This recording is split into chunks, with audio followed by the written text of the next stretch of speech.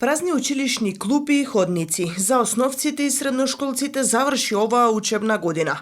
По 2 години затвореност поради ковид пандемијата, наставата во септември лани започна на време, но се одвиваше со 2 прекини во второто полугодие поради состојбата со коронавирусот и штрајкот на Синдикатот за образование, наука и култура.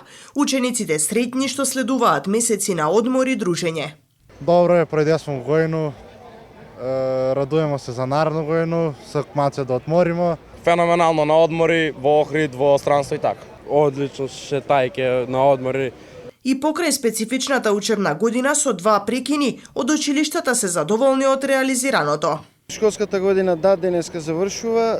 Задоволни сме од присуството физичко од учениците, без разлика на прекините кои што ги имавме, а од една страна и прилично е интересно затоа што се вратија со нов елан и со нови победи, така да школската година е прилично на задоволително ниво. И од основното училиште браќа Миладиновци велат дека изминатата 2021-2022 година била специфична учебна година. Наставата во оваа образовна установа се одвиваше и онлайн поради проблеми со кровот, се работеше со скратени програми, а имаше и штрајк на воспитно-образовниот кадар како и во останатите училишта во градот. Но морам да се пофалам дека и покрај ова се што го надминавме заедно, училиштето и учениците бележат врвни награди, освоени на меѓународно ниво, на државно ниво, на регионално и на општинско ниво.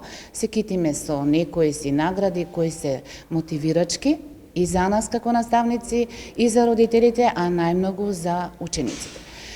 Сакам да изразам една благодарност за родителите кои има бескрајно трпение со нас, кои ни беа соработници од самиот почеток на учебната година до самиот крај на учебната година.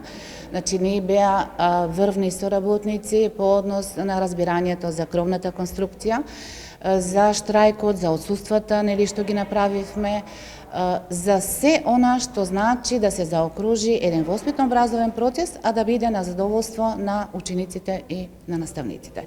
Им посакувам среќни и убави, весели летни денови, убав летен распуст, кои ќе го бележат со позитивни мисли, со позитивни емоции, и во септември ги очекуваме со отворени врата.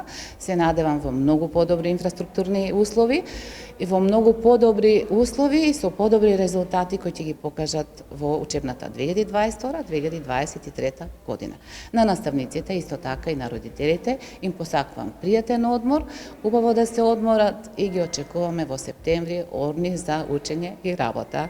Од утре до 15 јуни ќе трае електронското аплицирање за запишување во средните училишта. Новата дигитална услуга, според Министерството за образование и наука, би требало да заштеди на време, но и да ги спречи турканиците пред училиштата. Ранг листата на запишани ученици ќе биде објавена на 16 месецов. Во понеделник, пак речиси 16.000 матуранти ги очекува полагањето на вториот дел од државната матура, математика, странски јазик или филозофија или естетика.